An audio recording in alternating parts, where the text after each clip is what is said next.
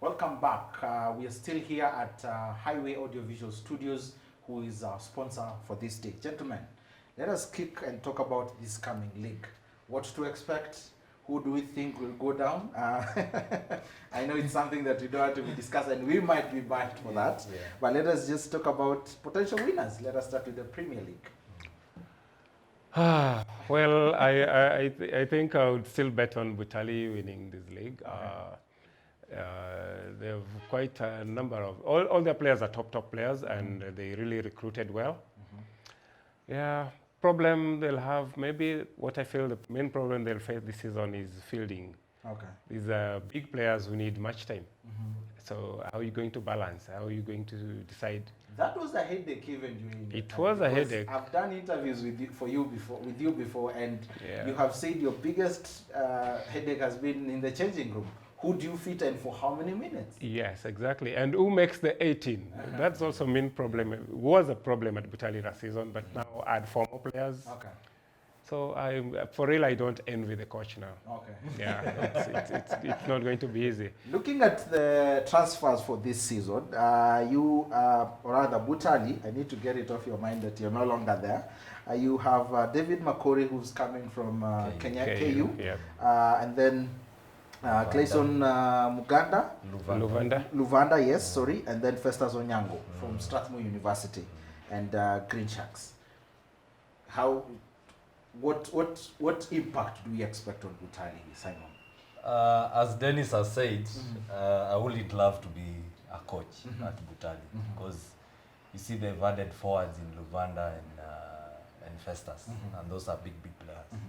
So what happens to the other top players? It's good to have competition in a squad, but now you have all the top strikers in the country. So how do you feel them? So of course it's a squad game. Some games they will play, some they will miss. It depends on how the coach wants to take every game. Yeah. Okay. But the ones I feel for are Strathmore. Okay. If you look at Festus, he was their main goal scorer last season. He was also a nominee at the HockeyKe Awards, so it shows that he's a top player. He's Kenya's forward, I think starting forward. Starting, Kenyan international. Yeah. So, and he was Strathmore's club top scorer. So they've lost goals in him, and they've added, and now Butali have added that key figure into their team. So do we expect more goals? Probably. As for Luvanda, I still don't understand where he will fit in the squad. Okay. But I think also that Green Sharks losing him is a big loss. Yeah. But they still have Okila. Yeah, they have Okila. They will still have the many goals that they would really want to. Yeah. Any other team we should probably focus on, because we before we integrate with the transfers this Wazalendo. Wazalendo. You can't write Wazalendo off. Yes. Did they lose any players? No. I think they've recruited like 2-3 players who are basically unknowns. But Wazalendo have a way of making their players. Actually, they have 3. Yes, they have 3. 2 players from Multimedia. Yes. That is Stephen Kitheka and Dan Obonyo. And one from Parklands, coming from Parklands. Boniface Ndombi. And already Wazalendo is the only side which has been having this academy. So most of the players come through the academy, and they are what they are today because they're family. They've worked together. They know what the system, how it works, and everything else in there. So Wazalendo is a team that you expect highly likely. Maybe this is their season. Butali being there, it's going to be tough. So Kimanzi has the team right now to go back to the heydays? Kimanzi has the team to make it all the way. And if they're going for club championships this season, I expect them to perform well. Okay. Yeah. Good. Simon, any? If you look at now the promoted sides, you look at Park Road, they've made quite a number of signings. Also Mombasa Sports Club, and a key transfer is Farhan Khan. Okay. The highest scoring defender we have in the country, other than Koni. Yeah. So he's made the switch from rivals and neighbors Mvita to MS. So I don't know whether their game plan will change, because you know Mvita have a different game plan. Yes. than there. And then you look at Park Road, they've signed a couple of players. Park Road actually have what? I think 4 or 5 signings. Yes. Yeah. You look at Ngarangara, he's made the switch from Mozalendo Masters to Park Road, and he's also making a move from a rival. So it's quite a bit interesting in the transfer season. Okay. Yeah. And we had a lot of transfers that were not approved. Reasons were given by KHU, but it's good to see movers and shakers in the game. If there's one thing I struggle with, is KHU having a say on who should go where. Because I look at the English Premier League. If a player wants to leave, the only thing the club does is to release him. Yeah. The rest of the thing lies with the player. And so it is a struggle, I think, on my end for clubs. And probably this is one of the things that Kenya Hockey Union needs to look into and just, focus on it. Let us look at Blazers. Drew two games in the previous season. Yeah. Do you think they have the muscles to handle the league this year and come with a win, considering their struggles that they have? They have young, experienced players, so that's a plus for them. But so long as you lose your sponsorship, definitely It affects a lot of things. it's going to affect them. We still expect them to win. I still expect that they'll come tops. But it's going to be a big struggle, because how are you going to fend for these players? And it was good to see Jos coming back, because he had said that he's retired. But after the sponsorship was withdrawn, it was nice to see him back. Just be in charge of things. It's the sixth season is coming back, so it's nothing new. I also saw an article some time back, I think in January.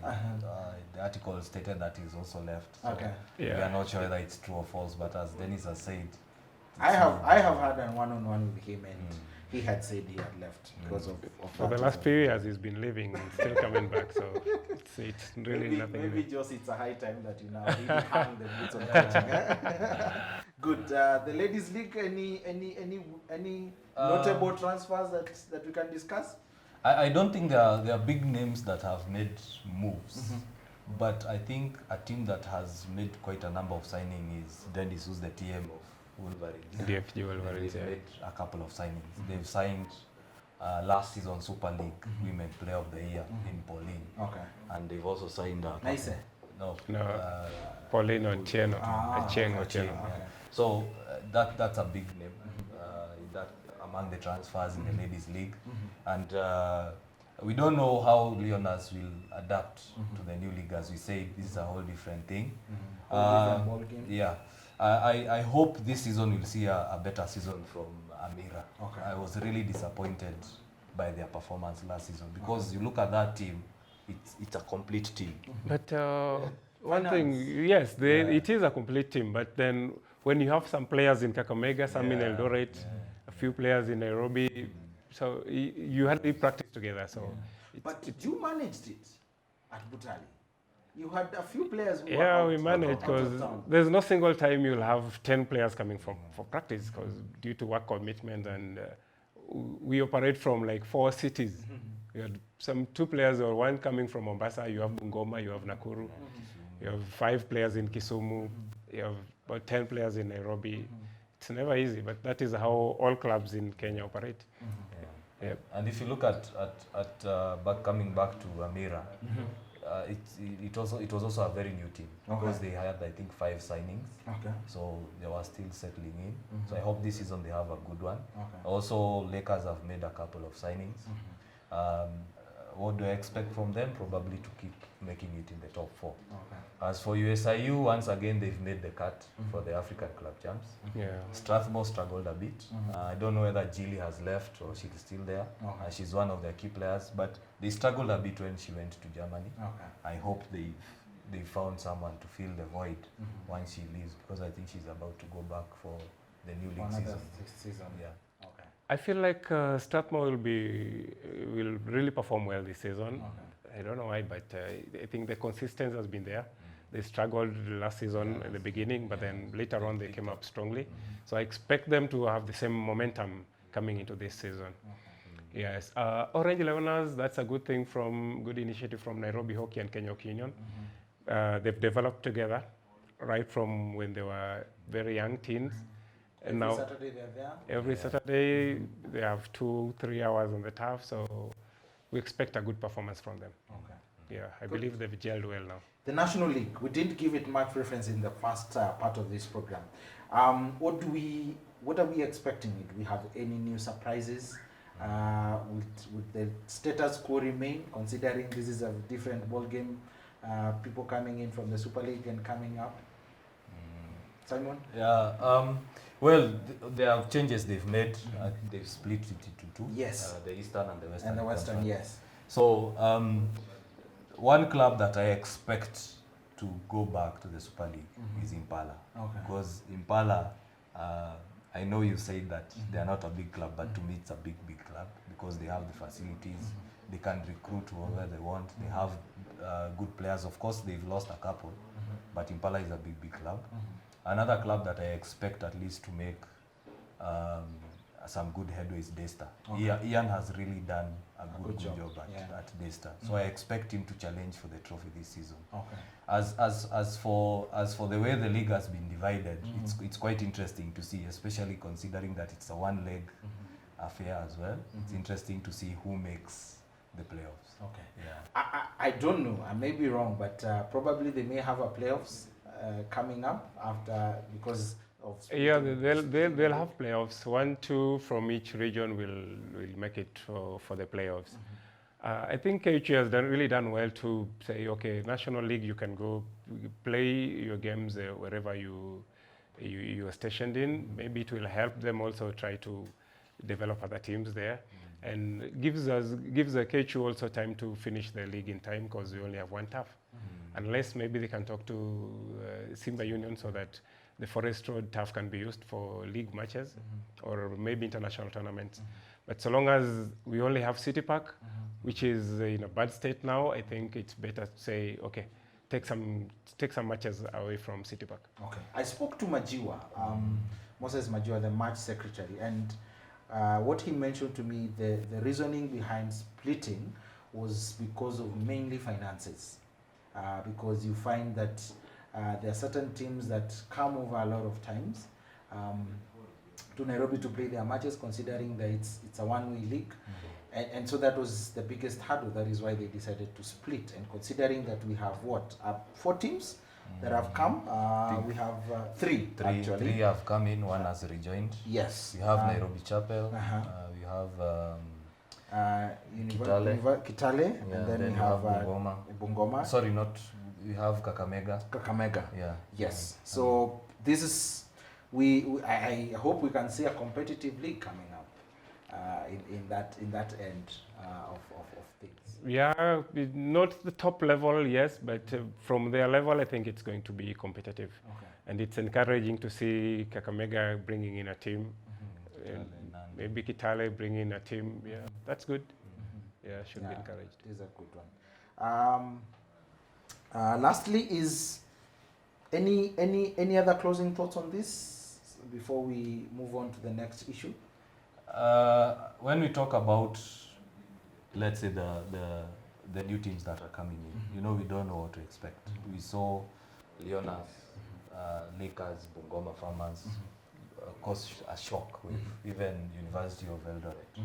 They came in, bullied guys, won matches, because these are new players, energetic players, new coaches with new ideas. They are coming into the league. So we don't know what to expect. And it's good to see, other than Daystar, a church-run sports club team. Yeah. Yes. I'm really looking forward to interviewing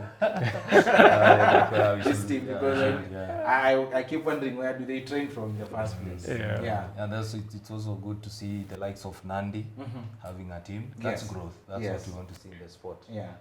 Okay. It's also a good thing having the Masters League. We have the men's league running on.